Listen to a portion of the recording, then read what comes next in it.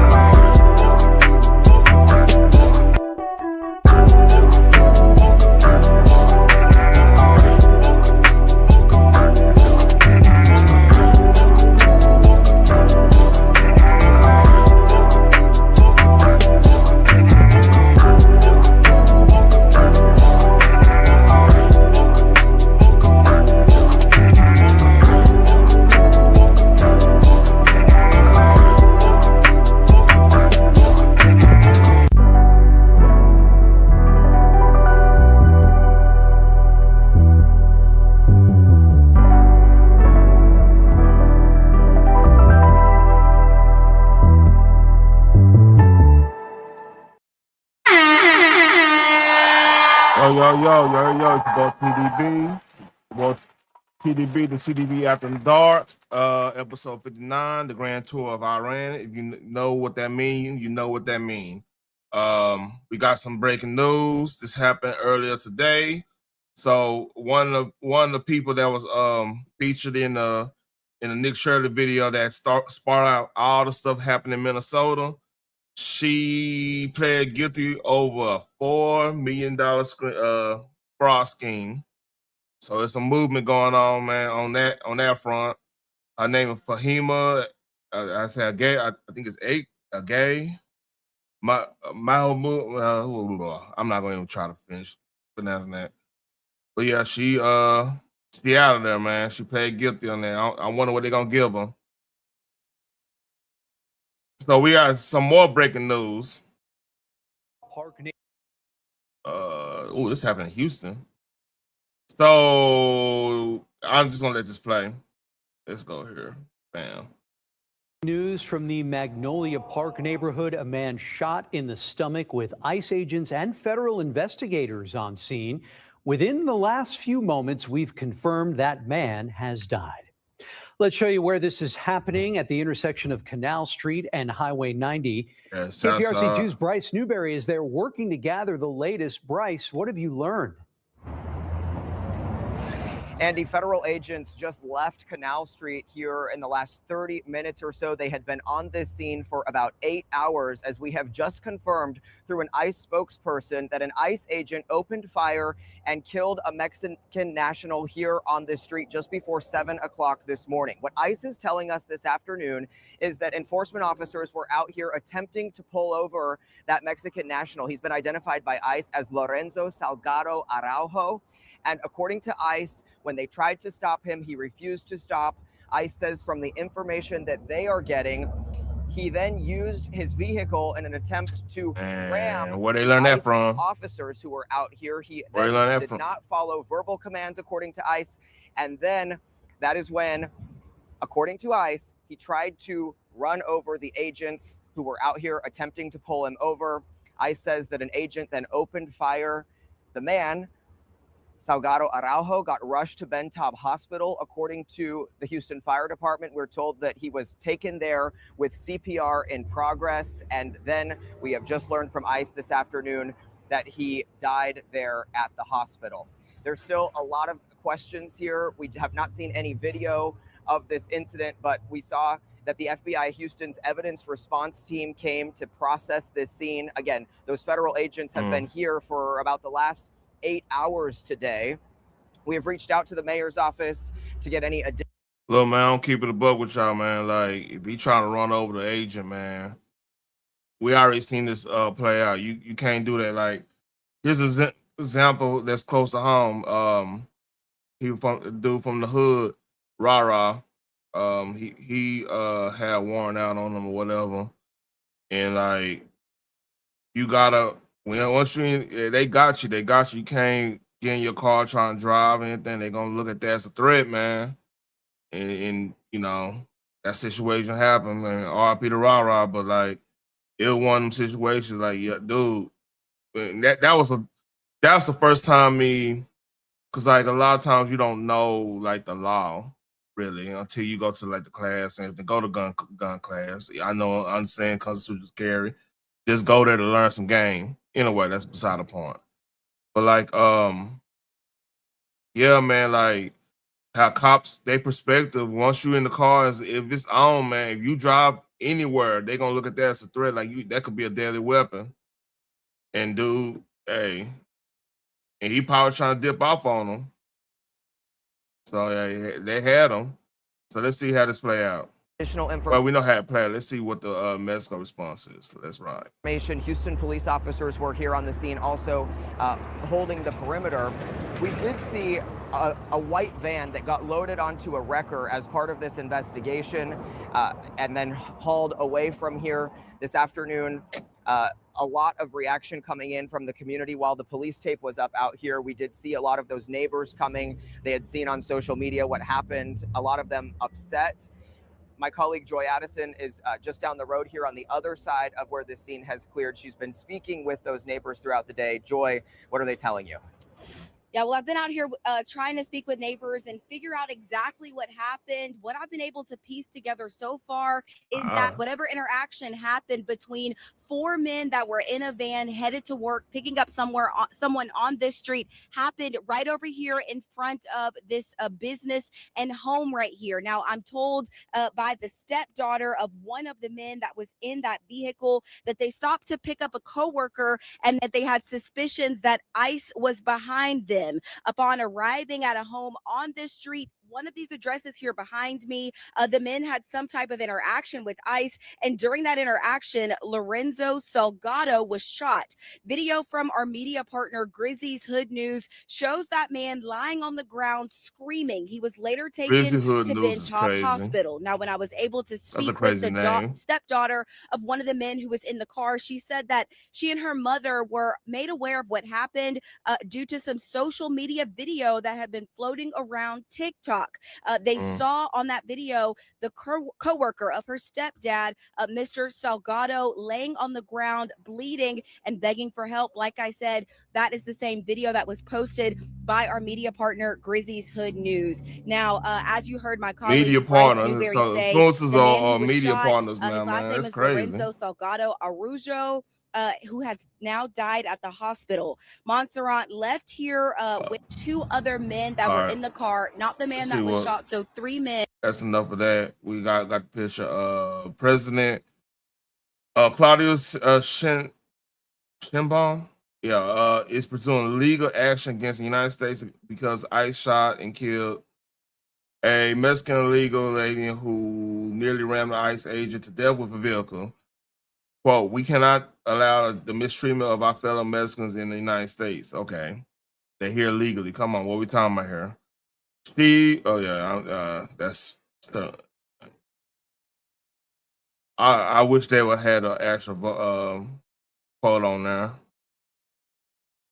So that's a sad situation, man. You can't you gotta take the L, man. You can't try to ram the police officer with your car, man. I understand. You might, I don't know. It might have been one of them situations where he go back and be something worse. So I don't know, man. Yeah, that's a sad situation. So General Motors and Toyota. General Motors doing another $275 million investment in Tennessee. And I heard about Toyota moving their Mexico production to Texas. Apple and Micron is a big deal. Like, you know, I'm a PC guy, man. Like Micron make a lot of chips. They make a lot of M2, like NVMe chips for like the your M2 drives and solid states, and then the actual memory. They do a lot of that. So that's a good move though. So let's see what he got. So, and they're building factories all over the country. I think yesterday Toyota announced they're leaving Mexico, and they're coming. I'm not that Mexico's thrilled about it, but they're leaving Mexico, and they're coming to the United States to build what They're probably gonna move more to San Antonio. Automobile plant, either in the world or at least in this country. Mr. President, on oil prices today. So, all right. So right now, the last couple of days, Trump been at the NATO summit. That's where he was at right there when he announced that.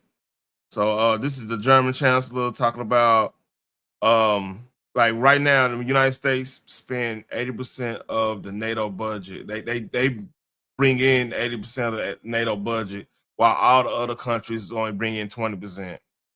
So he's gonna talk about that, and then this is gonna go to my next video. Let's ride. Kann ich da abschließend nichts dazu sagen, aber diese Gespräche werden geführt. Wir wissen seit Trump eins, dass er sehr häufig mit massivem Auftritt auch Druck aufbaut. Und ich will es nochmal von der konstruktiven Seite aus sagen. I got the actual transcript. German Chancellor admits Trump often applies pressure through a forceful approach, and I cannot blame him.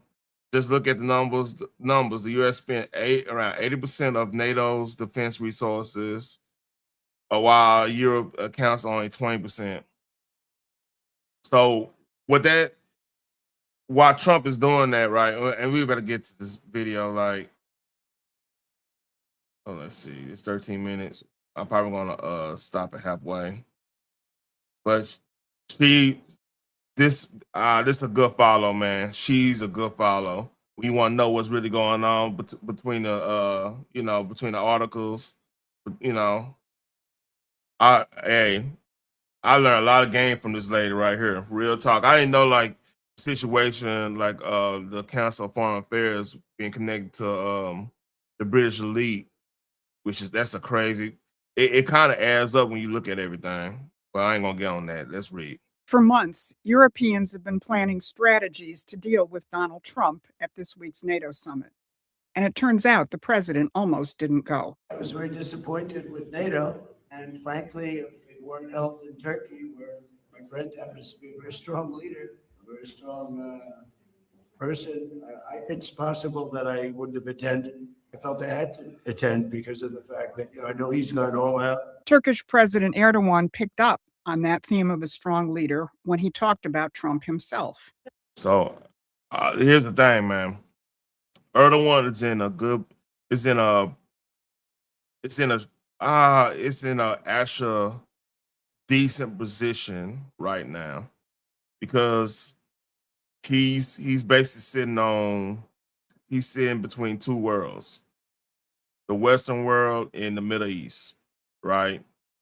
And with the weakness of what's going on in Iran, which we're going to talk about, he's in a precarious position where he could actually dictate both areas if he chooses to. Like that country, this is the Ottoman Turks' dream situation where the Europe isn't the Europe when they repelled the Ottomans back in Romania and shit. This is not the same, you know, in actually Vienna be more precise. This is a week of Europe where they lost their geopolitical identity a little bit. You know, there's a lot of people feeling guilty about who they are and everything, you know. And Turkey is in this position where they're gonna have a lot of sway in the EU dealings, because I believe they still in the EU, and they can have sway in the Middle East because they have, I believe them and Egypt got the top militaries in the land. And notice them the two countries that didn't participate, didn't get hit by Iran, didn't do anything against Iran. Egypt in a precarious position because of how Libya is and how they got unrest within their ranks.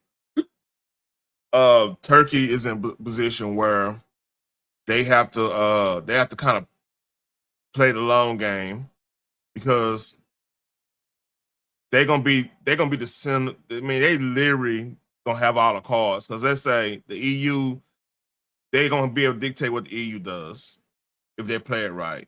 Because like I think the only country that got an army that rivals them as in manpower, I'm not talking about technology and everything, as in manpower right now, might be France. Germany is a weird one, but I think France, technology-wise, Poland probably got Poland and Germany still got that edge, but Turkey got a lot of manpower. And then they're gonna have a lot of influence, because like they could have influence if Iran's gone out the picture. Let's say Iran's not doing not playing the influence game anymore because they out the picture. People gonna go somewhere. They're gonna go somewhere for like that type of influence and stuff. I'm talking about from the Islamic world, and they, like I said, Turkey's in great position, which is crazy thinking about it. This is why Trump, in my opinion, this is why Trump actually went, because he knows, like, you take Iran out, like we doing, and Egypt not in a position they not in a position to take control of anything really. So Turkey is the next best, like that's the best thing. You kind of want to make sure they understand, like, we're on the same page here. So I get what Trump doing. Let's read. The fact that we are convening here today for the NATO Ankara summit, and that all the leaders are arriving and have arrived, and we will be executing the NATO summit tomorrow with the presence of President Trump, which will be adding might and strength to our summit. And 2 days earlier, on Independence Day, another world leader singled out Donald Trump and the role of the United States. Russian President Vladimir Putin spent 85 minutes on the phone with President Trump. And that call has more to do with reality than all the European posturing in Ankara. Erdogan and Putin understand something European leaders and Mark Carney don't. And by the end of this video... And another thing, she probably won't get on this, Putin's don't know how to get out of Ukraine. So, I mean, this is a lesson geopolitics. Like, our battles ain't meant to be fought. You know what I mean? Like, sometimes patience and reading the room, not getting forced by like powerful elites to do something, you know, towards or whatnot, can probably help you out in the long run. Like him going to Ukraine kind of box him in this position where he really can't get out of that situation. We'll talk about that a little later on. Video, you will too. I'm Susan Kokinda, and I've tracked British imperial management of American foreign policy for decades. Here's what I'm going to cover today. First, how Trump's visit to Turkey signals a new set of rules for foreign policy. Second, how Carney and the Europeans walked themselves into a dead end. And third, the importance of Putin's phone call and how it points to the end of a century of geopolitics. So look at how Turkey greeted President Trump. First came the ginormous motorcade and mounted cavalry escort.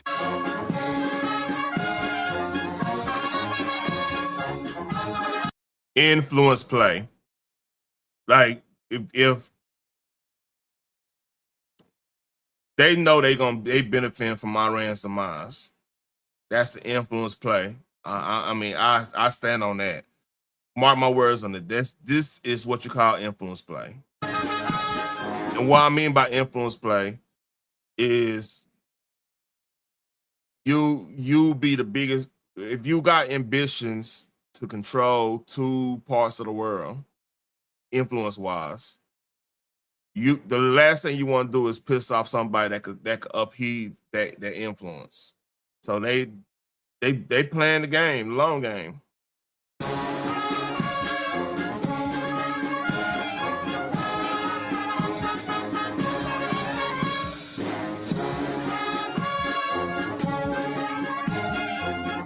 And that was followed by President Erdogan standing with President Trump while cannons saluted the Star-Spangled Banner. Now, by contrast, EU head Ursula von der Leyen arrived in what looked like a Turkish Uber, and Canada's Mark Carney was greeted on the tarmac by Turkey's finance minister. Seeing the difference between the reception afforded to Trump and these others will make it easier to understand what really went on. Now, President Trump made some very precisely crafted statements about Turkey. Turkey has been a great ally for us. Turkey could have gone on the side. They know Iran very well, and they know the problems. They've been very instrumental, along with a couple of other countries, of helping. They could have gotten into, here's some people their relationship with Israel. They could have gotten into the fight. They're a very powerful military nation. They didn't do that. And he went on to put on the table the possibility of selling F-35 fighters to Turkey. That left everyone from Bibi Netanyahu to Mike Pence to the Wall Street Journal editorial board very unhappy. Now, so with that, what that is, look, number one, we got plane already ready to take over for that role. Everybody knows this. If you know, you know. Secondly,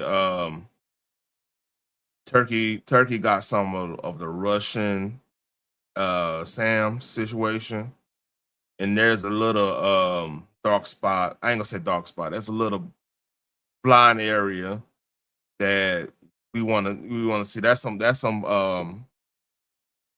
game they doing right there. That's why he said that.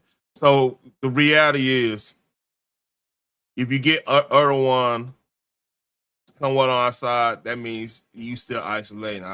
Because I mean, Russia got to get some type of they got to get some type of buyer for their stuff. You kind of cut them out of the thing that they isolate them more. So like, I believe this. I think Turkey will get what the ideal is to get Turkey to not buy Russian stuff and buy our stuff. So then that isolates Russia from like another client they have to buy they like Sam's and they I think some of their I think Russia make their not Russia Turkey make their own small arms. They got matter of fact I think what's it Canik. Canik is Turkey.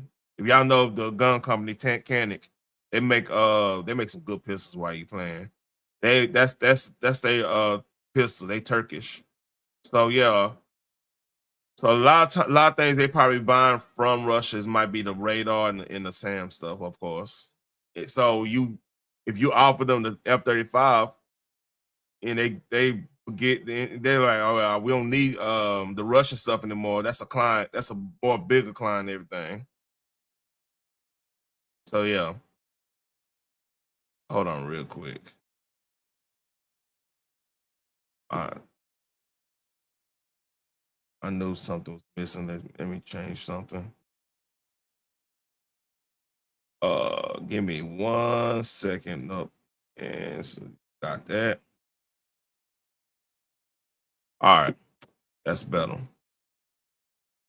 Turkey has been prevented from such purchases since it went ahead back in 2017 and bought S-400 surface-to-air missile defense systems from Russia.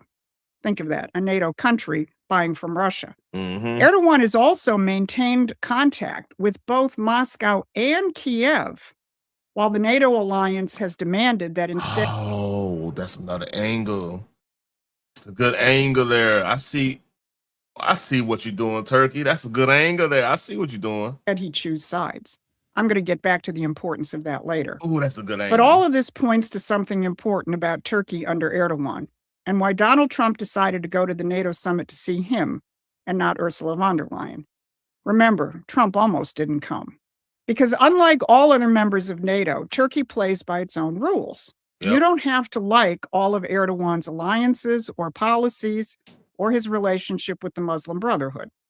Donald Trump recognizes that he's dealing with a critical figure at a critical crossroads in Eurasia, who is not playing by the rules of Britain's great game.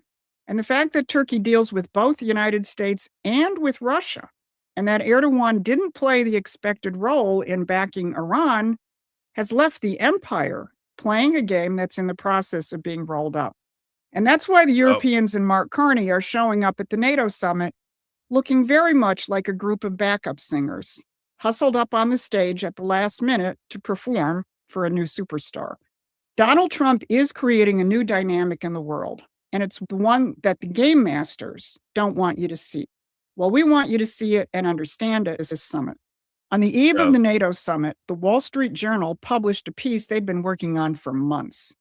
They describe a secret marathon meeting in Brussels back in January, where nearly 30 European leaders debated well past midnight about whether America, the protector of Europe, had become a threat.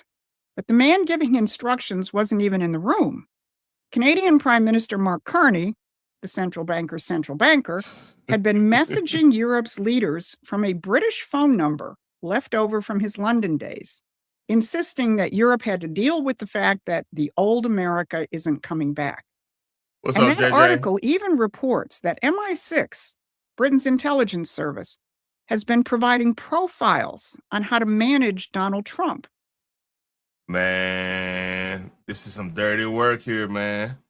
Hey, and here's a crazy thing.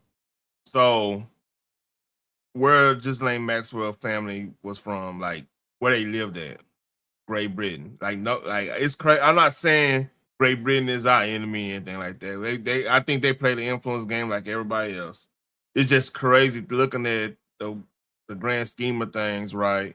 Where what she's laying out, man, like we're not playing ball to the point where they want us to play ball anymore. It's crazy. And we gotta really pay attention to the leaders that end up start playing ball, playing this because like honest God truth, like in another video she did, that's how we end up getting the income tax, because we were playing accounts for foreign relations. You know, the tariffs were whooping their ass back in the gap, and you know, free trade because they got into World War I, which was that whole situation crazy. But that's another story. Let's read. Now, the net result of all of this is that the Europeans have marched into the NATO summit with a splendid new defense posture, unveiled by EU head Ursula von der Leyen and NATO General Secretary Mark Rutte. They released it in a co-signed article in the London Economist, of course, and then in a press conference in Ankara. Rutte and von der Leyen declared that Europe is going to stand on its own without the United States. They said the era of outsourcing Europe's defense is over, and they use the new word of the day, resiliency. And they talk about the need for a stronger European defense industry that can produce at scale and speed. Now, Bloomberg... I believe that, JJ. I actually believe that, but that's another story. I believe that wholeheartedly because, yeah. Coverage I'm not going to touch that. Of this kind of spills the beans on the real purpose of this, with a headline that reads, NATO agrees to $50 billion in defense spending to placate Trump. Maybe MI6 wrote that headline. But there's just one. Bloomberg, man, come on, the placate. Man, it's for your own defense, man. Like, see, this is the crazy thing about Europe right now, right? All them fools are all the people. They let everybody over there. So, I don't know, man. I fear for Europe. Real shit. That's the one area I see is a potential powder keg. Because it's always been a powder keg, but like you add a whole pretty much a whole new population to the mix, where they probably been trained, been this, been that, from yay high. It's not a good mix, man. One problem. Reality has already left Carney and the Europeans behind. And keep the real question in front of you. What do Erdogan and Putin see that these backup singers can't? Watch what happens when the resiliency slogan meets the real world. Conservative Treehouse captured the state of the German economy with this chart showing the collapse of German industrial production.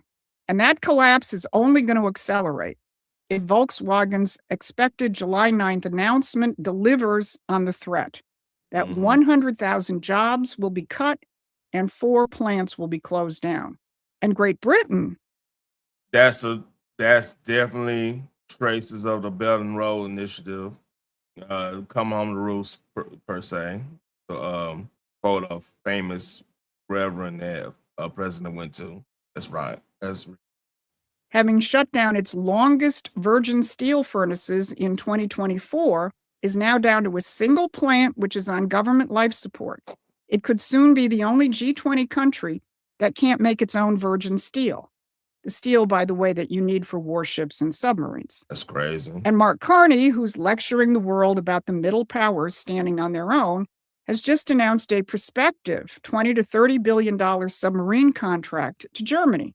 So a deindustrializing Canada is buying submarines from a deindustrializing Germany. Don't make any sense. Talk about the mouse that roared.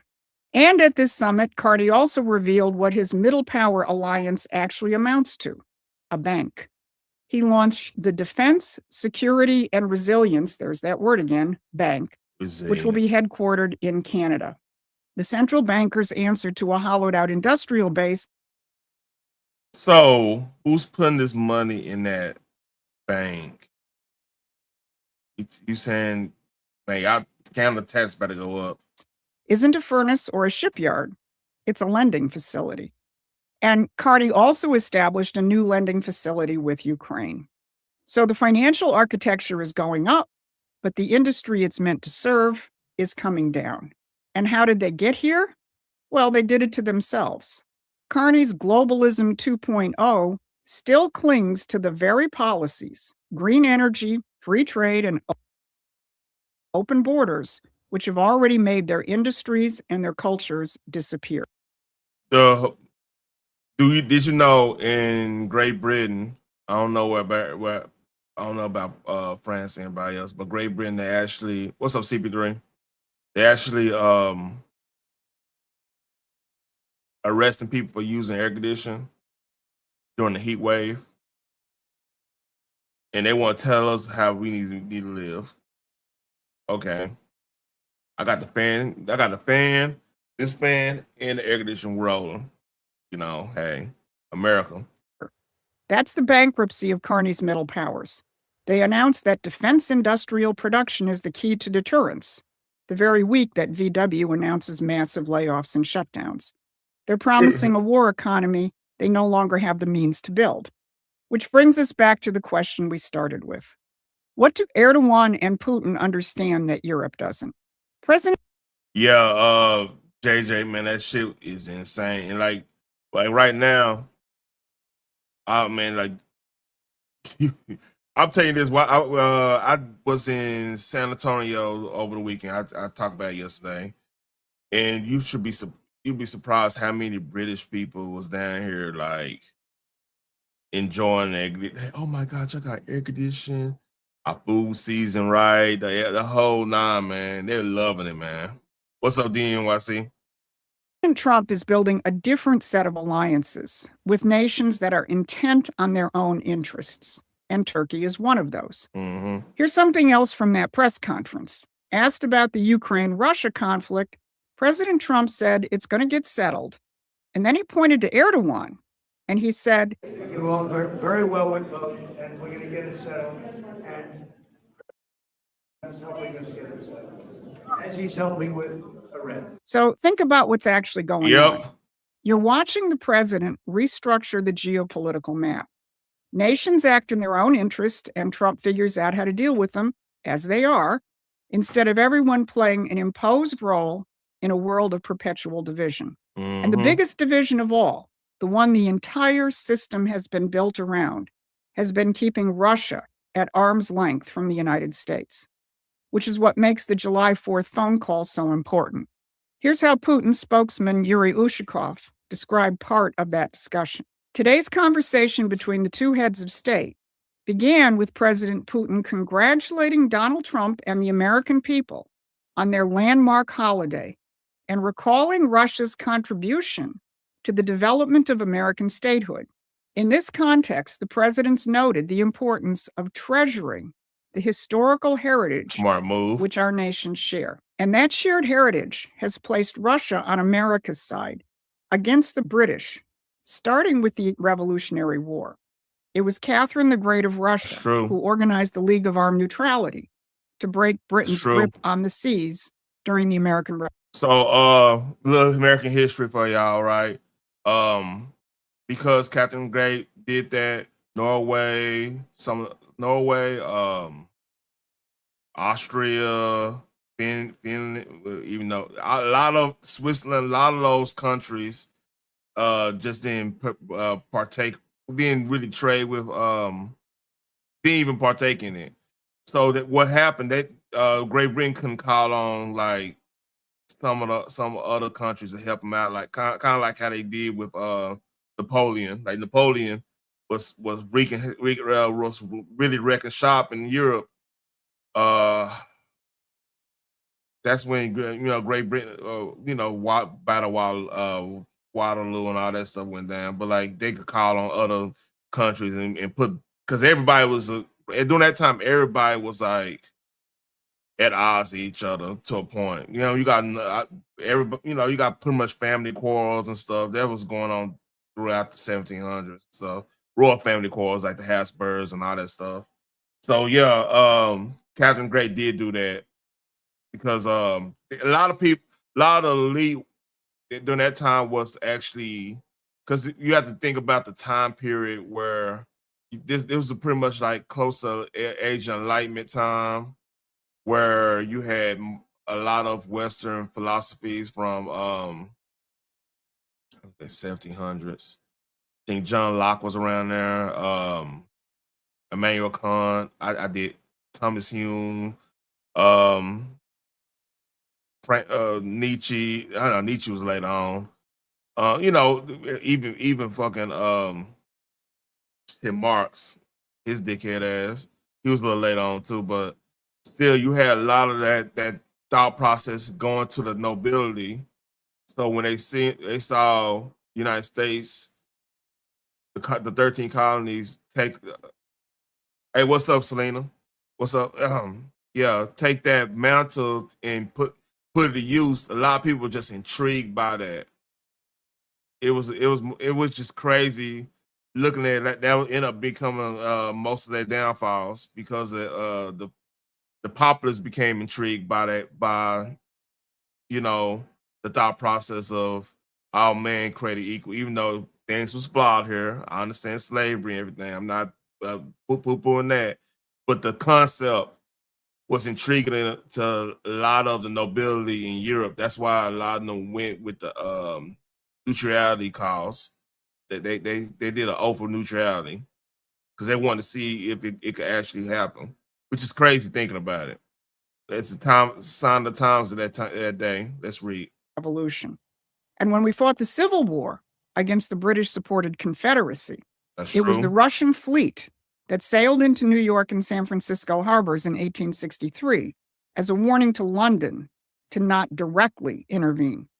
I think that's Peter the Great. Hold on, let me make sure I'm around that. I think that's Peter the Great that pushed that.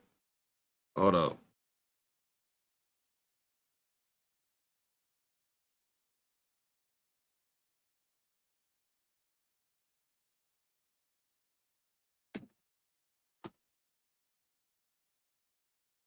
Alexander II.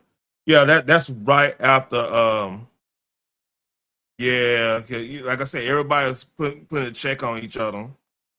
Cause like the Dutch, during that time, like the Dutch and British didn't get along. Shit, everybody didn't really get along. Let's read. And when Russia set out to industrialize, It was the American system by name that Russia's finance minister, Sergei Witta, turned to. And that turn only... Did you know Winchester made a lot of during the Industrial Revolution? Winchester made a lot of their rifles, Russia's rifles. That was one of the deals that happened like after we bought Alaska. That was one of the deals. So they got American made stuff. Like the model 1895, that's a Winchester, I believe. Deepened the British Empire's fear of Russia. It had marked Russia as a threat to its great game in Eurasia long before the Bolshevik Revolution. And there was more to that July 4th conversation between Trump and Putin that must have had the empire. By the way, Queen Victoria, matter of fact, what's so crazy about that? Nicholas, this is the craziest thing about World War I, I meant. Nicholas, what's Nicholas and King George and Ferdinand and hold on, I just went blank.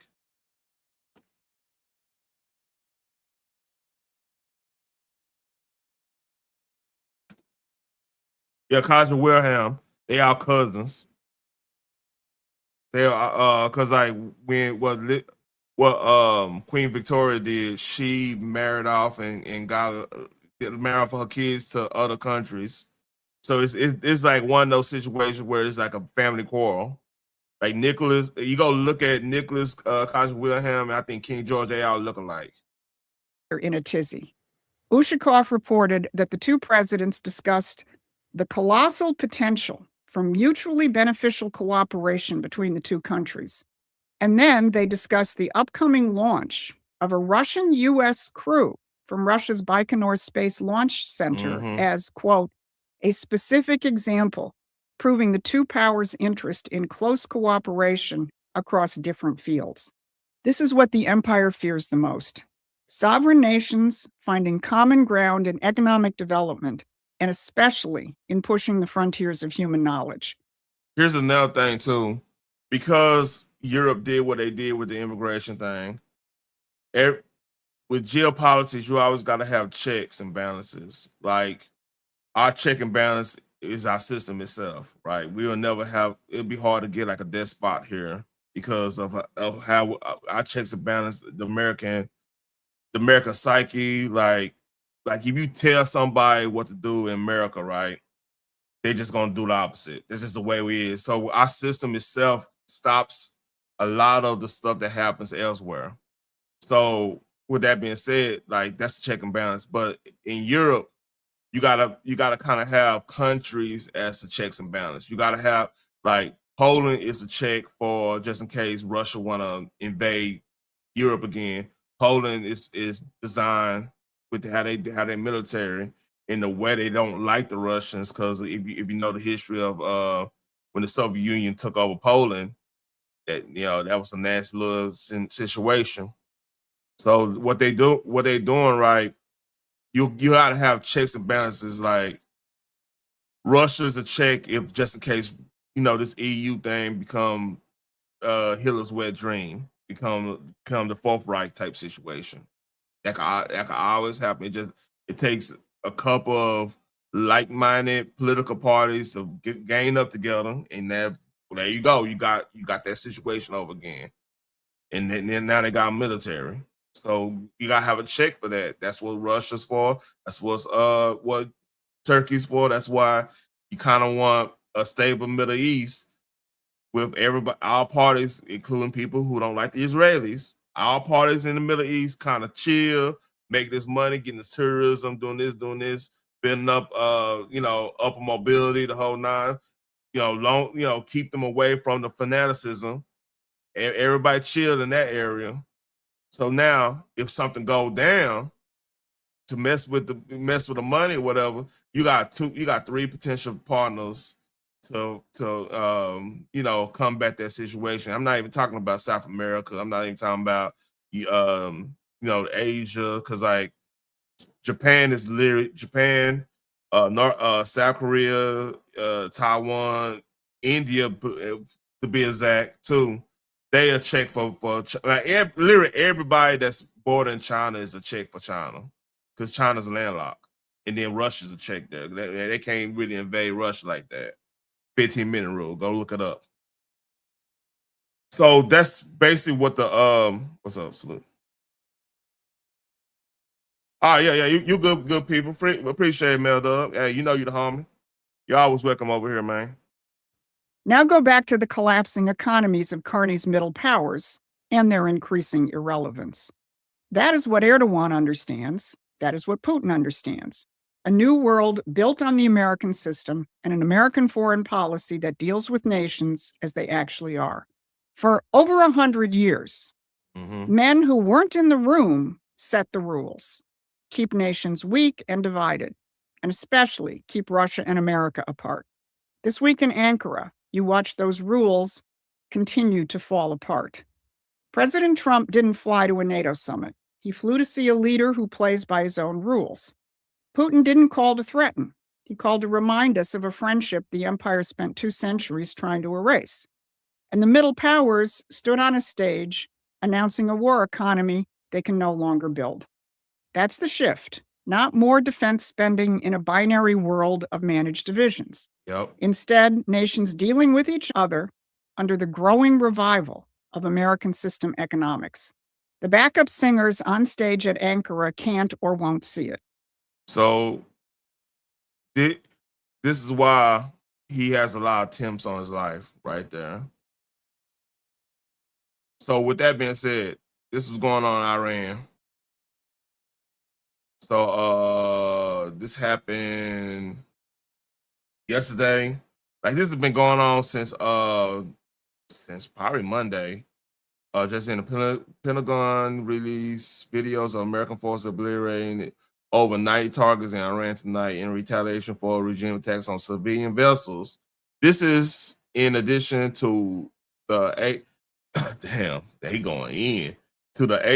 targets hit last night by U.S. forces. Tonight's strikes include air defense systems, coastal surveillance assets, missile and drones, storage sites, naval capabilities, and military logistic infrastructure along Iran's coastline. So that means they probably hit everything along the coastline in probably Karg Island. That they're not playing.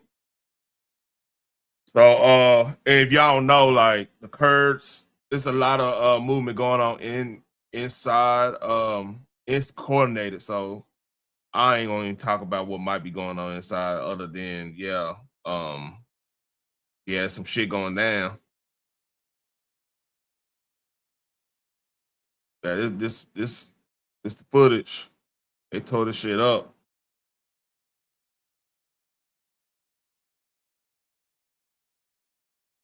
And they hit and this is one thing I was talking about, I want to say a couple months ago. I want to say when this back in May.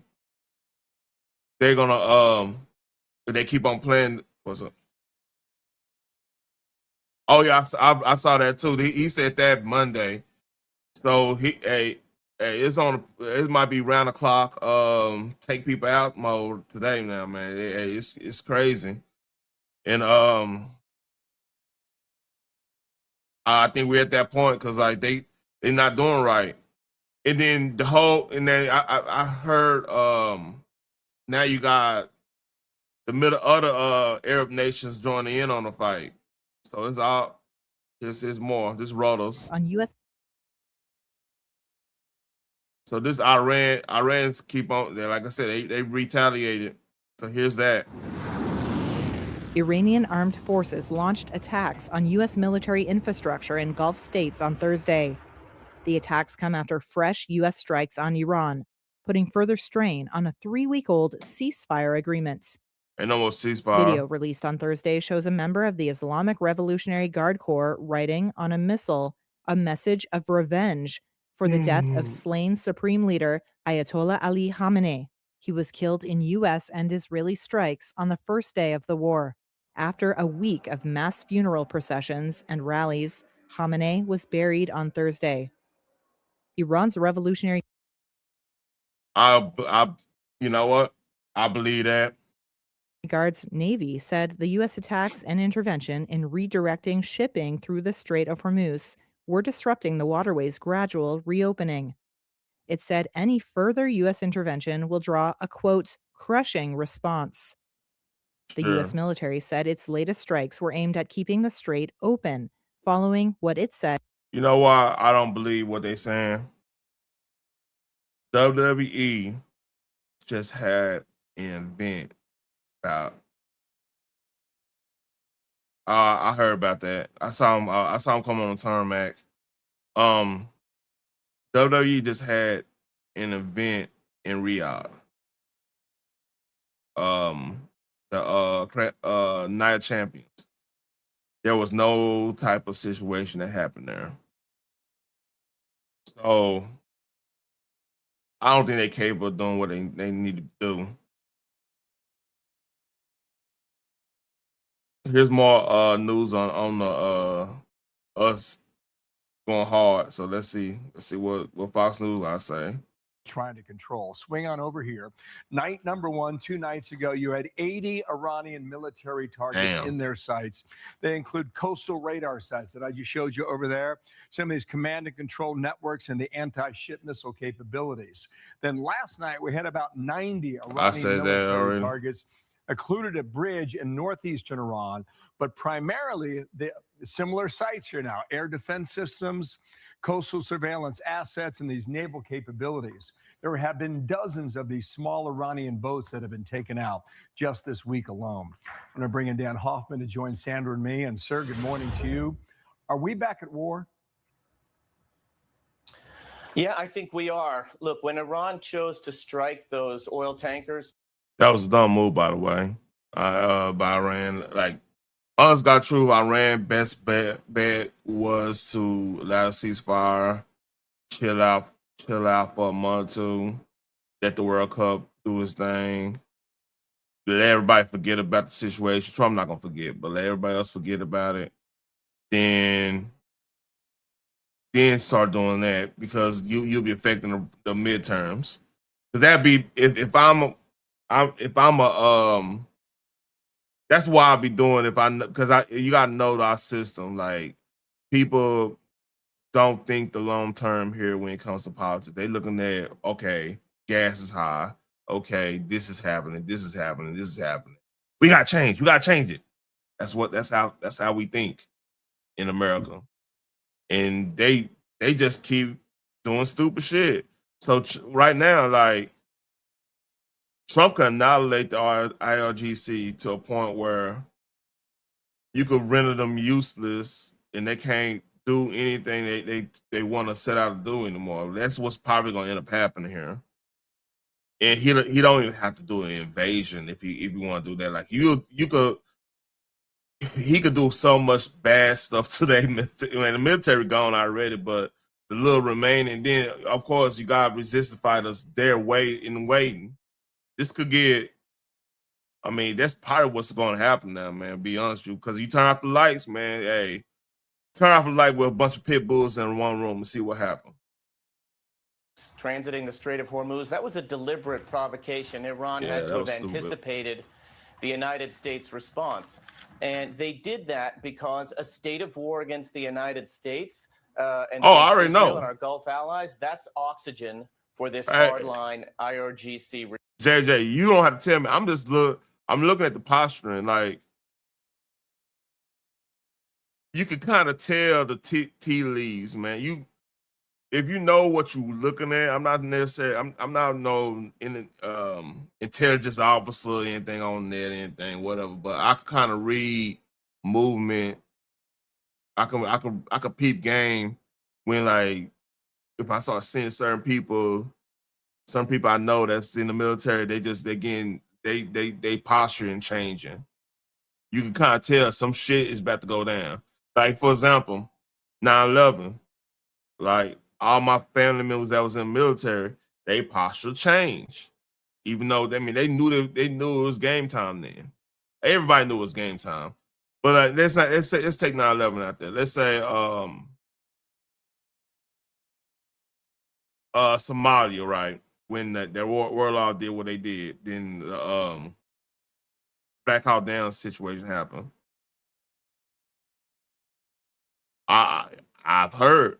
I went over the story about what happened to H-Town earlier. I don't know if you saw it. I went over that's the first story. Second story I did.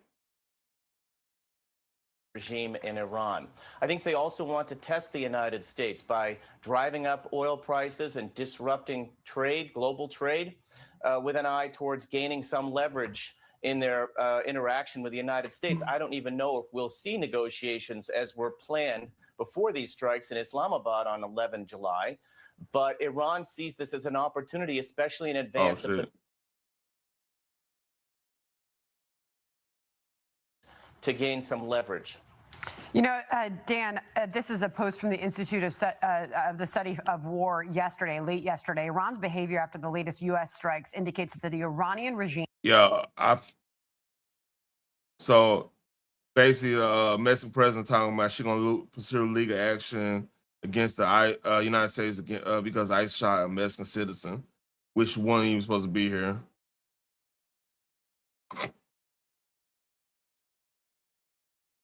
All right. Iran behavior after the latest U.S. Strikes indicates that the Iranian regime values control over the strait more than avoiding renewal escalation with the United States. Yeah, that's obvious. Values. Yeah. Here's more.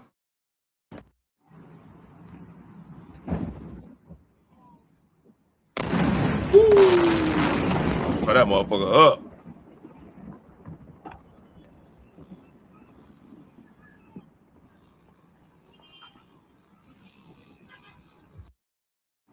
Yeah. All right. We got a transition. Okay. So, Mandami, look, this is a bad look, man. It's a bad look. I'm gonna play. Just gonna play a slide of this.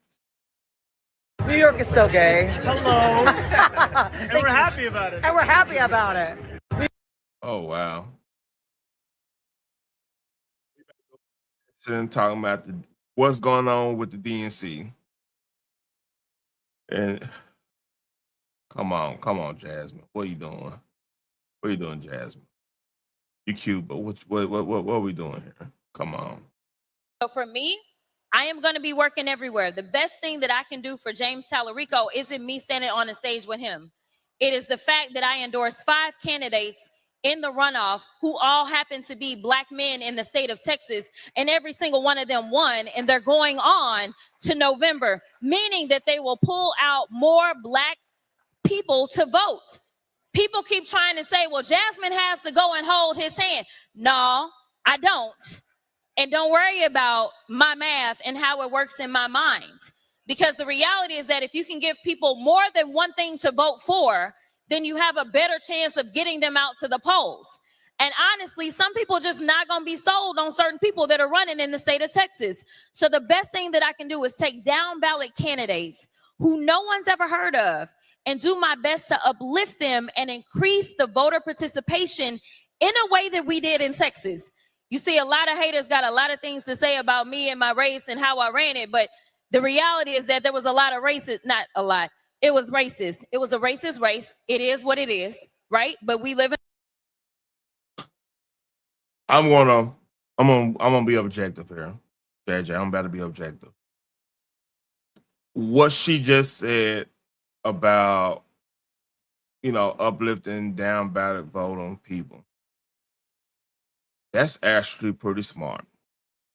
I'm gonna give it to her. That's actually pretty smart because that's how, if you want to get more representation and everything, right?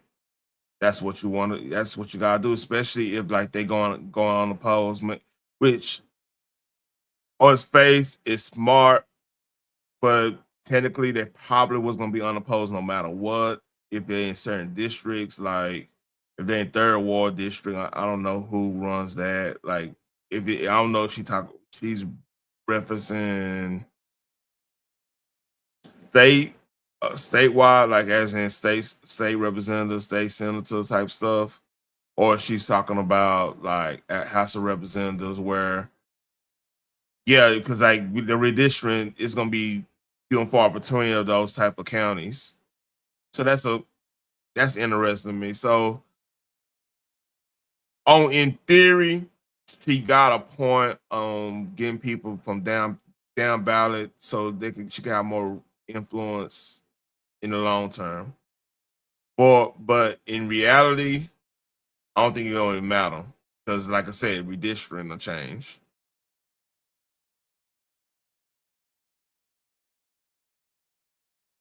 Yeah, she's done. Her biggest weakness, man. Look, she got name recognition. She's attractive. Women, a lot of women hate when we bring that up. That's a plus. Like being attractive in politics, that's a 5% swing right there in general. Now you smart with that attraction. You're smart and you understand policy and everything. It takes you to the next level. You know what I'm saying? Like if you there's a science to this shit. Like Obama, I'm not saying he attracted to some people. I'm not on that type of time. But what I'm saying, like him, and how he conduct himself on speeches, how he conduct himself in interviews, he seems smooth, he seems cool and calm, collective. That's attractive to people. Then he does good speeches. I mean, he can perform a speech pretty well. You know what I'm saying? That's a plus. Like I said, like there's a template where you could be, you know, that attractive, smart person and have a little edge to you too, but don't look ignorant. Like Jasmine really squandered her she had like 3 things going for her. She just squandered it because she want to keep on. You can't keep on playing race card. You can't keep on talking about Trump. You got to talk about what you're going to do. You know what I'm saying?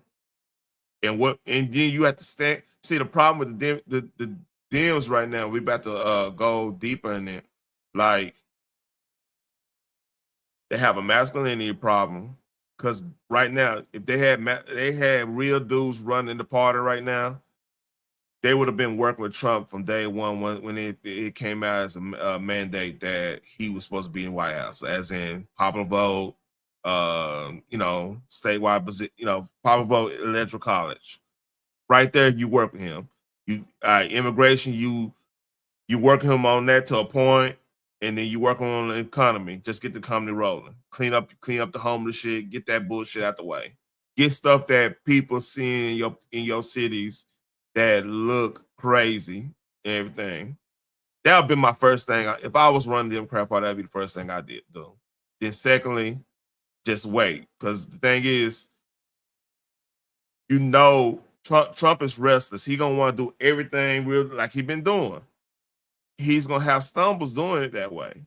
All you had to do was wait. Then now, bam, you had the midterms. Once he start going at Iran, you got the midterms because gas went up. That's it. That's all you gotta do. But the thing is, they were so hell bent on going against his every move. Now you win against his every move on everything. Now the far left is still trying to take you out the game, which they was gonna do it anyway. But at least if you had some type of economics behind your back, Raceman. Yeah, how she treat her staff, I agree with that, JJ. How she in the ghetto loud. Look, I'm not gonna be a hypocrite here. Like, people said that about Trump being kind of abrasive, say what he mean, everything like that. I'm not gonna sit up here and knock her by what she said, how she say things or everything. What I'm going to knock her on is she didn't really know. she ain't really strategized right to win that. Like calling your own party racist is crazy. You know what I'm saying? That's just dumb. Like you kind of need to take Trump out of it till it's time to put Trump in it. And she was leading with that shit. That's another mistake. I'm being fair, like I'm being very fair, because like the ghetto loud, that she could play that in her favor as like I'm really from the hood, I'm really from this region, even though she's not. She could play that whole thing. My problem with all this is she kept on going against Trump. She kept on doing the race baiting. And honest got you, Tederico is really worse than her, just because he's a true believer. I don't believe she's a true believer in what she's talking about. And that probably one of the reasons she didn't make it. So here's some more. This is from a former DNC staff. I seen her shout out to homie Brandon Tatum. I seen her on Tim Pool, all kinds of places. Let's read. It took me a while to see it, and I'm ashamed I didn't see it because, as I mentioned, my family. You're right about that, but the thing is, the Dems, they don't care about that. They just want they look. Hillary played that card a lot, which I know Hillary's a different animal politically. I'm not calling her animal, Hillary. I'm not calling you animal. I'm just saying politically you're a different animal than Jasmine. So she can get away with a lot of stuff. She got, like I said, name recognition goes a long way in politics too.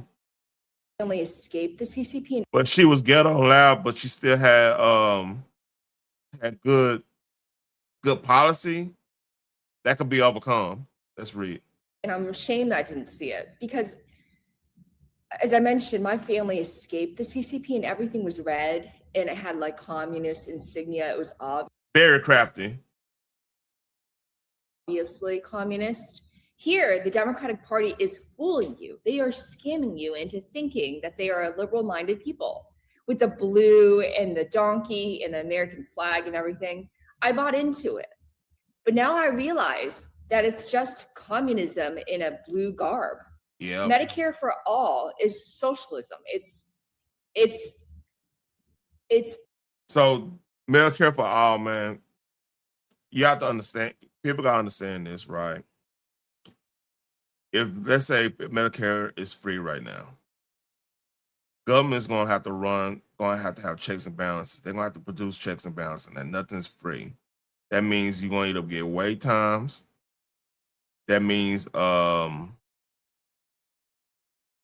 somebody's gonna be kind of telling you what treatment you should get and other than your doctor, you're gonna have a political apparatus telling you that you can't afford to make you have this.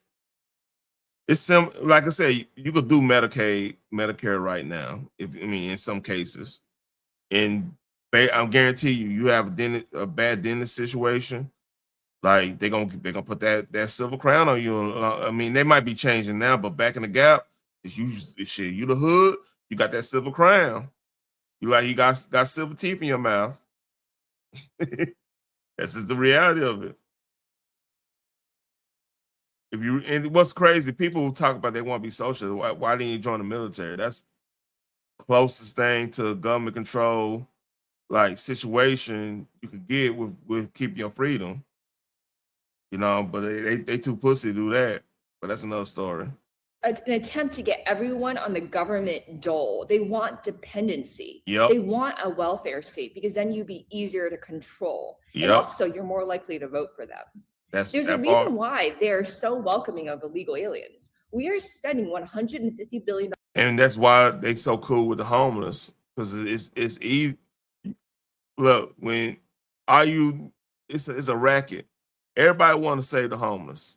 Everybody want to save starving kids and everything like that. Want to get people back on the right foot. Except for people who benefit from people being in that situation. So yeah, she said everything she said is perfectly right. Why you think our neighborhoods ain't, I'm talking about in the black community, our neighbors haven't really got super better. It was a point where why did our neighborhoods get worse? Like even from the old school gang days to now, right? Where at least in the gang days, you still had a significant amount of intact families that was keeping kids out of that situation, or even better yet, making that situation better. You know, like even the game bang, like the old school people were banging, they still had some type of respect for some things. Believe it or not, it had a colder thing. Not like once they start getting on drugs and all that stuff, that's when that code go away in a lot of cases. But most of the time, they still had some type of code, unless it was on a war type time. But let's read. A year, housing and feeding and taking care of illegal aliens. Meanwhile, we have Americans suffering in cities across Appalachia, in rural states. We're not taking care of them. Why are we elevating foreigners over the American people? I just don't understand. It's like mind-blowing. Yep. That's good. So to piggyback on that, this is crazy. Shout out to Devore. So it seems that Zohran Mamdani is now stabbing his own voters in the back because according to his new proposal, his salary and the salary of New York City Council will see an increase of almost 20%. All we're going to do here in this particular story is use their logic against them. So according to them, anybody receiving a pay increase, anybody getting kickbacks, anybody making more money or finding tax breaks, that's all evil, right? And that's what he ran on. We want to tax the billionaires, the wealthy, anyone who's getting rich. We need to go after them. Well, based on that logic alone, why would we be looking at an 18.2% increase? I'm not understanding. And his salary is $305,000. I wonder what the rest of the city council is pulling in. If only their salaries were based on the economic status of the city itself. So, you know, when you're out of budget, when costs go up because you guys can't pass the right zoning laws, okay, for housing, right? Crime goes up, their pay should come down. I mean, I wish Congress was that way. So it seems the birthright citizen thing, man, that's a rough one. That's a rough one. I saw that like, yeah.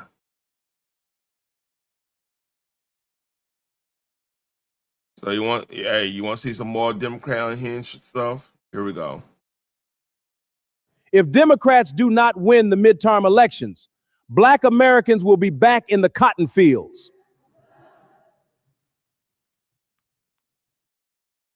Cotton fields, really, nigga? Really? How, Sway? How are we gonna get back on the cotton fields if y'all don't win the midterms? How that's supposed to work?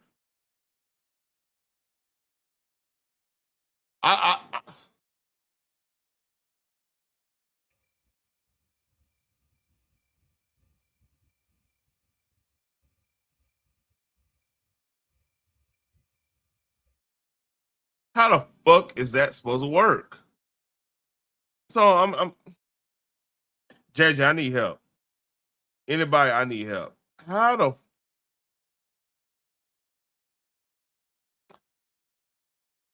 so we had all these Republican-led Congress and Senate, like when they had pretty much a majority in the House, Senate, and the presidency. We had this before. We had this on the Bush. We had this on the first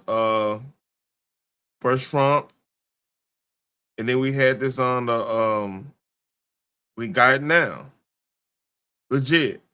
If they want to put us in cotton fields, that's just hypothetically say they gonna magically put every black person in America on the cotton field. Why haven't they done it yet?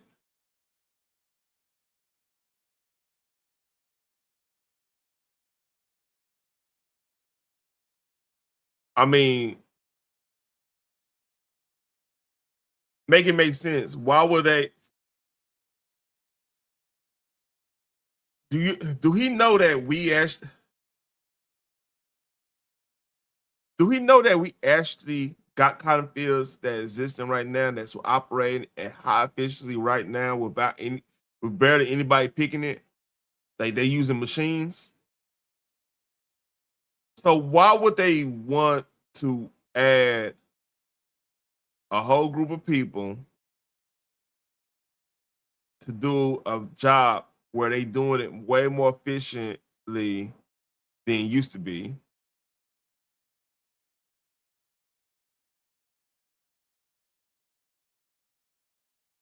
My God. Who's believing this? I got to play this again because it doesn't make any sense. If Democrats do not win the midterm elections, Black Americans will be back in the cotton fields.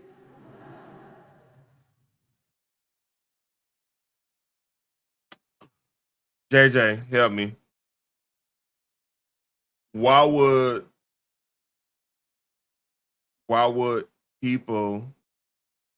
the cotton manufacturer want a group of people that's not agriculturally sound anymore? Okay. That they got a way more efficient way of harvesting cotton. Like harvesting cotton, I mean, they harvesting cotton just like they're harvesting everything else. I'm trying to figure out why would they need our black ass to get that when they already efficient, they already making. Hold up, they already making a shitload of money already.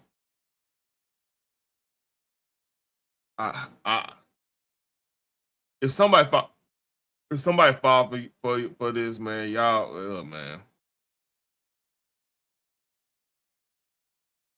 So here we go. This is hold up. This is Democrat Socialist America, folks here. And this is what we gotta worry about. That's my point, JJ. Like, it doesn't make sense. How are they gonna get anybody to pick cotton when they don't? John Deere got electric tractors, I believe, that do that. Run on AI and all kinds of shit. Why would they? This is what we did with, y'all. Here we go. I fuck with any slate that says death to America. Same. First and foremost, like I'm very, very principled in my politics. And I think like Toby. Okay. Let's work that out. Metaphor, right? So what is a metaphor for picking cotton? Like, let's work that out. I understand you saying it's a metaphor. You trying to, I mean,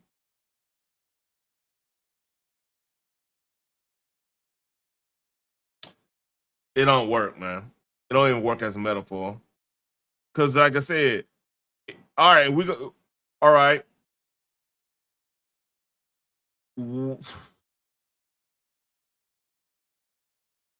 What would they need from us if they wanted to make it as a slave?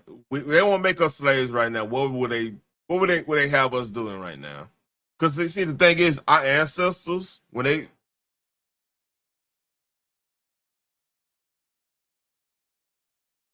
look, our ancestors, well, people, you told me you should know if you know a lot of the tribes that got caught up in slavery, they would have mastered their own. They mastered that land. They learned they learned how to do the agriculture stuff and everything in Africa. That's why a lot of them were what you call it, peaceful, affluent type. You know what I mean? Yeah, I mean he's using a metaphor trying to push a situation, but just none of that makes sense. Cause like even if they wanted to make us slaves, we ain't even capable of doing half the stuff our ancestors was doing, which is reason why they chose them to be slaves, or they already knew how to work the land. It's crazy, and the thing is, like, we got sold out. Our ancestors got sold out. You know, tribes. You know, it's a whole bunch of shit that went on with that. Like, anybody think white men just went into a fucking jungle and pick out a whole bunch of black folks? I mean, y'all do not know what the fuck y'all talking about. But hey, let's read this. This is serious shit right here. The top of line thing for me is fuck with any slate that says death to America. Same. First and foremost, like, I know what you meant, Toby. I'm just saying, like, people who believe that, they gotta really think about that shit. It don't make sense. I'm very, very principled in my politics. And I think like the top of line thing for me is anti-imperialism. If I had anti-imperialism when so come on, man. When whatever, anti-imperialism, that come on, man. Like, you act like the Soviets and communists didn't take over shit. Come on, man. What are we talking about here? Had to choose a label. Labels aren't necessarily like important to me. I'd probably say communist. I love my next door neighbor as much as I love the person across the globe, and I think everybody should have the same rights to like self-fulfillment and self-fulfillment doesn't mean anything. Actualization, and the number one pathway to that is to end the like greatest threat to that in the world, which is the United States. They want to run as a candidate to destroy the United States. See, these are folks who put you in. They will put you in slavery. They had a chance. It's just the reality of it. And he think he's safe. Toby is not metaphor because they're actively saying that they're going to vote citizenship of Black America. Yep, JJ, you got a point there. They are actively saying that. You got a point there. Agree with you there, man. You're starting to sound like a fucking. You're starting to sound a bit like a third worldist. I was gonna say at first, if it didn't exactly sound like that, but then we got to the dismantle USA part, and I'm like, yeah, I fuck with any slate. Yeah, we all know that, Toby. That says death to America. Same. Obviously, in the wake of October 7th, Ahmed, them, and many people that are on the springs of revolution, like, really held the line. In the Red Guard thing, that's a these motherfuckers LARPing like the motherfucker, but like that's some I know it's a Red Guard and communist, you know, the whole Communist Manifesto stuff, but then that's a Red Guard race and fucking Oblivion and Elder Scrolls stuff. Toby, hey, we get you, Toby. We get you. You don't have to explain yourself on that. We get you. And ensuring that we didn't have to exist in a socialist political organization that condemned Hamas. And really ensured that we held the lines and stood firm in solidarity with Palestinian resistance, because obviously a lot of the work that we do with our... But, hey, Toby, they are saying that, though.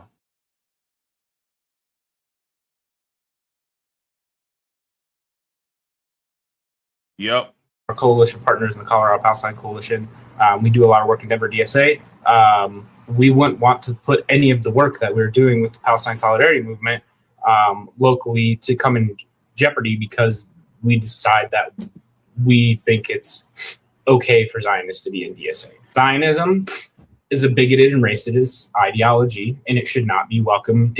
So their definition of Zionism is you just saying Israel should exist, even though all the countries that signed the Abraham Accords, including I think one part of Palestine. I don't know them.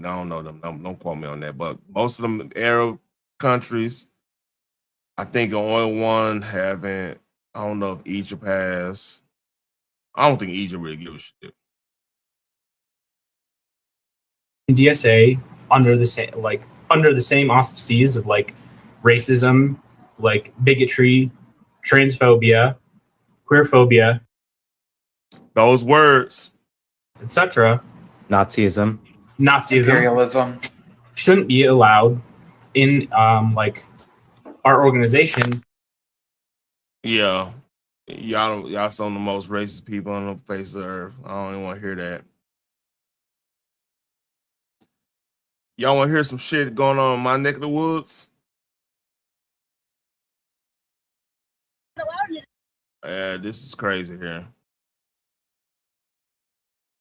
So, this cop, she's in Fort Worth, man. She's in my neck of woods. And she looking crazy right here. Let's read. We haven't gone into the event yet. Absolutely, because you're not allowed into the event. Why not, though? Because you're not here to support the event. You're here to aggravate the situation. So, but it's a public event and we're not allowed to go inside? They don't want you here. How do you know that? We haven't even stepped foot in. Okay, stop asking me questions. No, we're asking you because you said that we cannot go into a free public event, and we haven't even stepped foot in. They haven't even said we couldn't be there yet. You came out of the vehicle and said that we cannot go into the event. No one in the event said that we cannot step foot in there. No one said that yet. Because we're trying to prevent that. So are we allowed to step in there or not? You don't have you are allowed to do whatever you need to do. You can use your First Amendment right, but you can't go past this barrier. You're not here to support gay pride. Yeah, but no one said we can't be in the event yet. I'm telling you can't be in the event. But we have. Oh, see, that's you are making so. up your own rules. Yeah, you're making up your own laws, and you're an officer, and you don't know that. You're telling us that we can't use it. I've also worked other protests before to where we have arrested people that have used amplified noise. All right, so we're not allowed to use it, or else we'll get arrested. Is what you're saying? Depends. Depends on what? Oh my God. The decibel, right? Okay, so it is a decibel. Depends on what you're doing. Depends on what you're saying. Okay. You can offend somebody. All right, hold up. Let's see if I can find. Give me a second.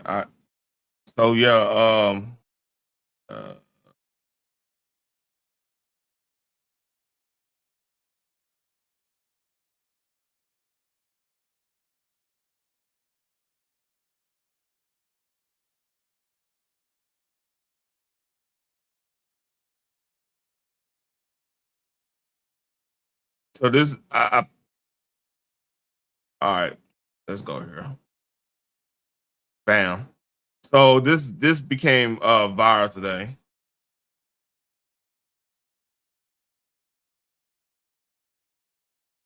What are you talking about, Toby?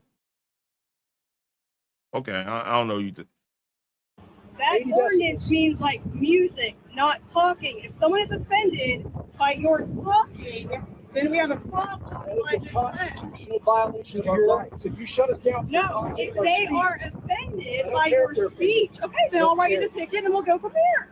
Wait, you're going to take us for offensive speech? Yes, absolutely. Are you serious? That is, you're going to sign. Oh, that's definitely. She gonna lose her job. Toby, dude, it's not. They can't give unlawful orders. Like, let's say, all right, if let's say they went to the protest, right, and they just spoke what they were speaking on and moved around, and they didn't interfere with anybody's movements, anything. They're speaking it, and you could do that.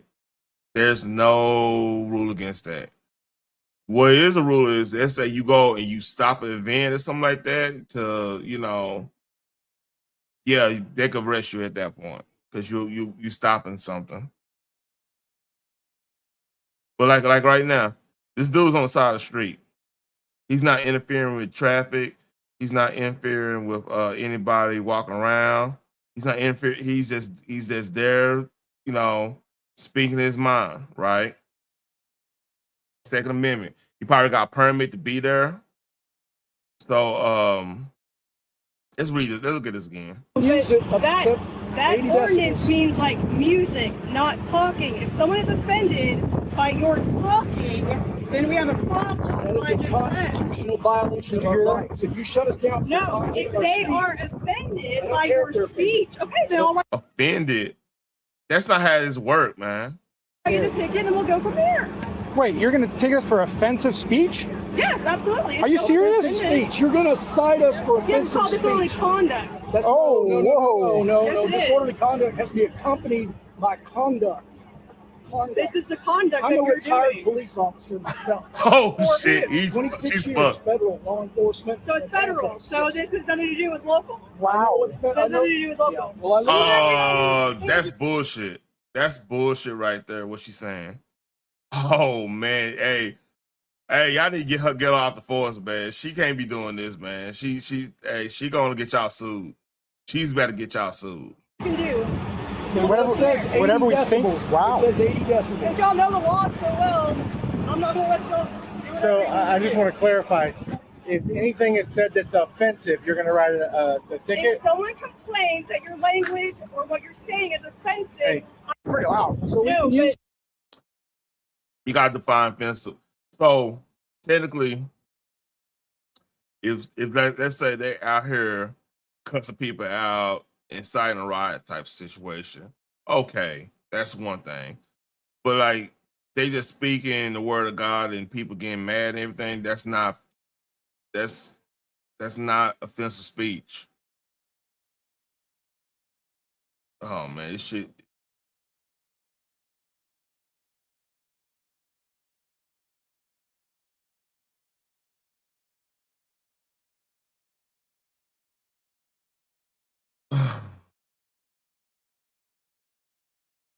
All right. Update. This former Texas police officer is facing massive demands to be fired after she issued a citation warning to a Christian preacher for quote unquote offensive speech. It's a public area, exactly.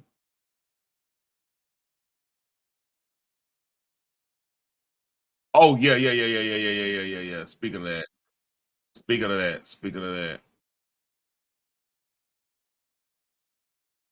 that. Hold on, let me go. I just saw that.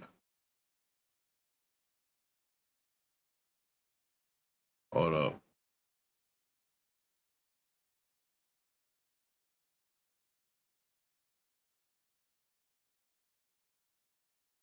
I'm not. I just saw that.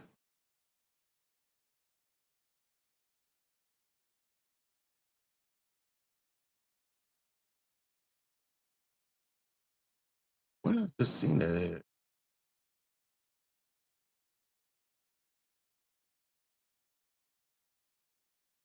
I just saw that. It's not popping up. Hold on, give me a second.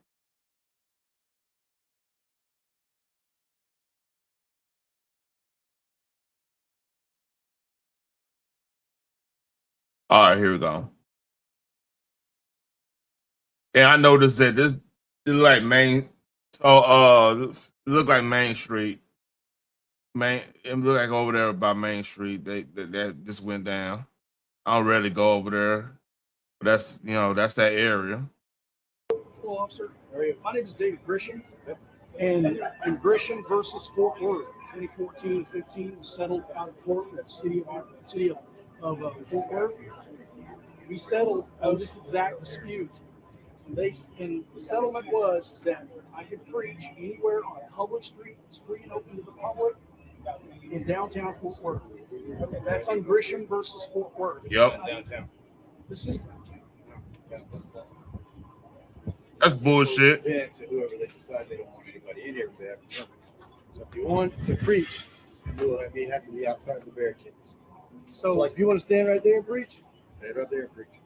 So if we preach inside, what will happen? You'll be asked to leave. And if we don't leave, what will You'll happen? be arrested for trespass. Be arrested On the for street trespass. here? On a public street, for being on a public side. When somebody has a permit, yes.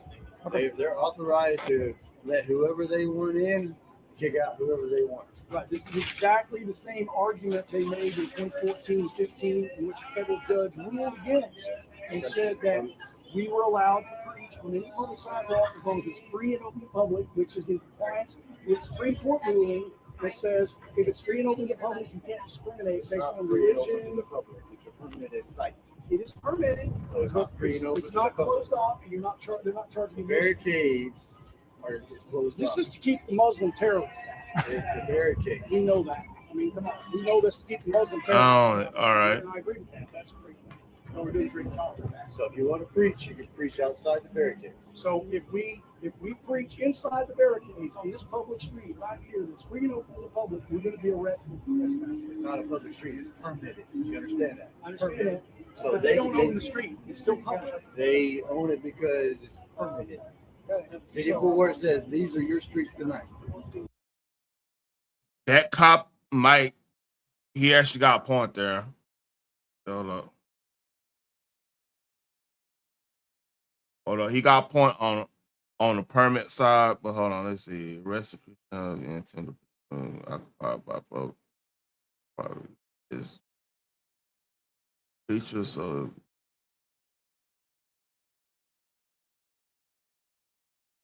All right. So we including the public sidewalk and this public street here. Yes. Okay.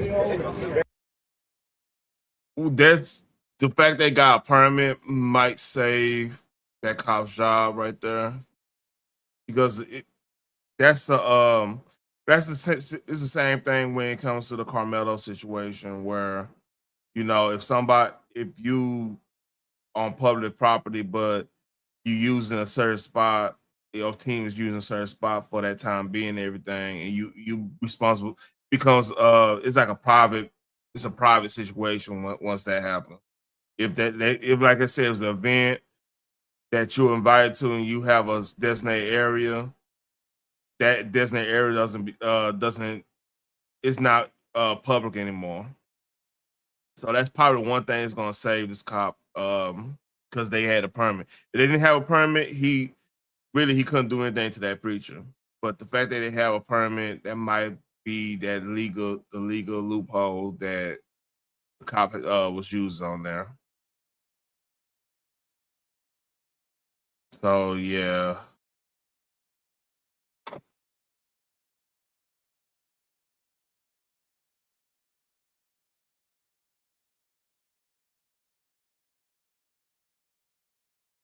Yeah.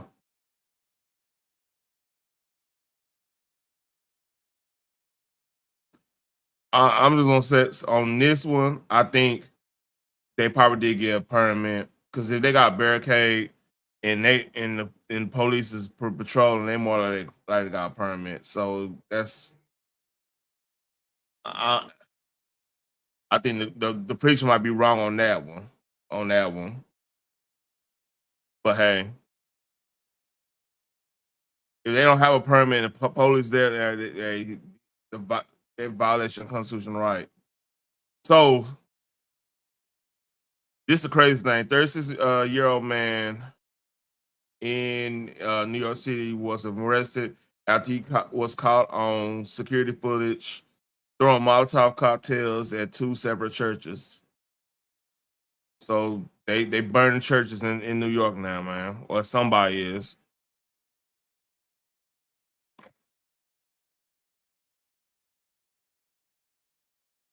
Yeah, that's crazy, JJ. If that's true, that's crazy. But what they're gonna try to do is say, well, he came, he trespassed. Oh, a ticket. Okay, ticket's one thing. He probably, and see what's more likely gonna happen. They probably gonna dismiss that ticket. They just want to get him up out of there. That's what's gonna end up happening.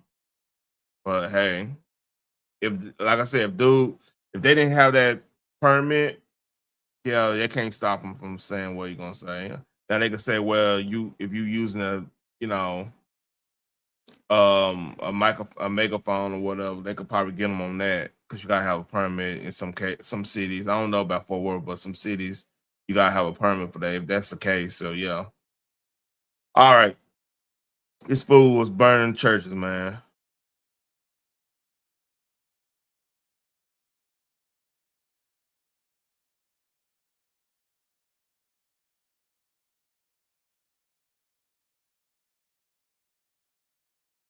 I'm glad they picked them up, man. Hey, we gotta be real careful in these streets for real, man. It's a lot of crazy folks going on.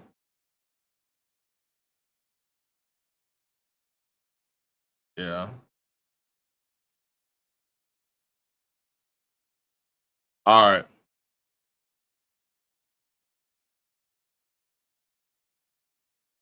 No, I agree with that, JJ. But what I'm saying, the saving grace that cop gonna have is if that whole situation is a private event, because he could say you arresting a private event, you arresting people there. That's what they're gonna say. Unfortunately, I'm just talking about the legal shit. So look, I don't keep it, but I'm not gonna really speak too much. This is the last story in a way.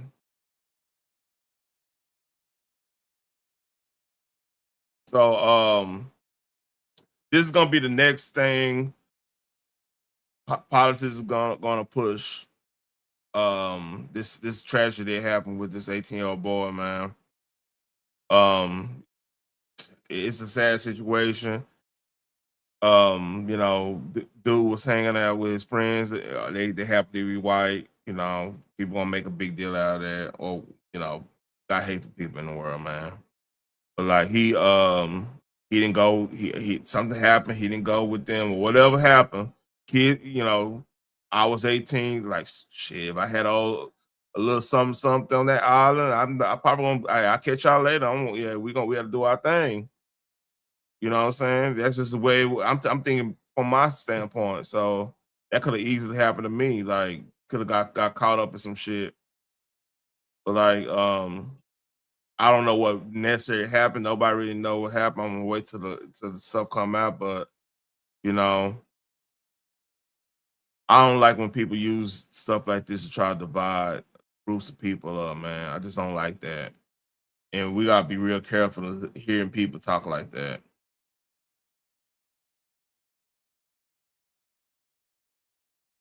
You know what I'm saying? And I hope this don't blow up to a situation they're trying to make. I want to let's let the evidence show exactly what's going on, and we have to start accepting that, man. Because like anything could have happened in this situation. We don't know yet. Let's let the shit play out. Maybe we're gonna have video footage if it's at the island or whatever, on the island or on the boats or whatever. You might have something going on. So let's just wait, man. That's all I really got to say about that, man. So that's pretty much all I got today. I'm glad everybody showed up. I need to do more of these, man. I went through a lot of stories. Like I did go through everything that went on and everything. That's my point, JJ. That's what I'm gonna do too, man. Like it's a tragedy in general. I'm not gonna push anything from this. I can only speak on my experiences where I was that dude that, you know, I would be the one. I had white homeboys. I had a mixed crowd, but like when I hang out with my white homeboys, like if something there for me, hey man, hey, I'll catch y'all later, man. Hey, there's something here for me. This is the way it was, like, and they understood that. It wasn't, dude. We think differently on that. We ain't gonna be like, oh no. We're gonna be like, hey, shit, get your thing, man. I'll meet you on the other side. Anything could happen in that situation.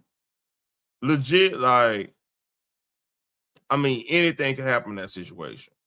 Until I see proof, real proof that they had some type of animosity, they had some type of shit going on.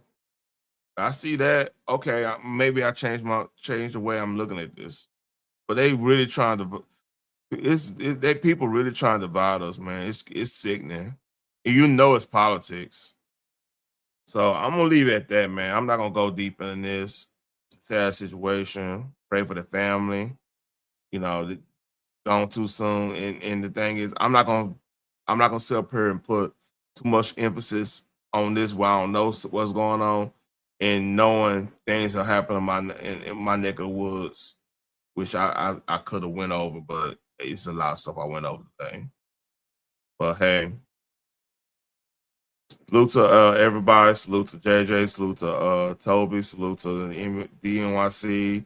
I know Phoenix was in the back. She dealing with some stuff right now. Salute to her. Salute to Selena. Salute to let's see who else. Salute to, I think Trina was in here earlier. Salute to everybody that showed up, man. I appreciate everybody. I am gone. Peace. Hold up. I almost tripped out. Hold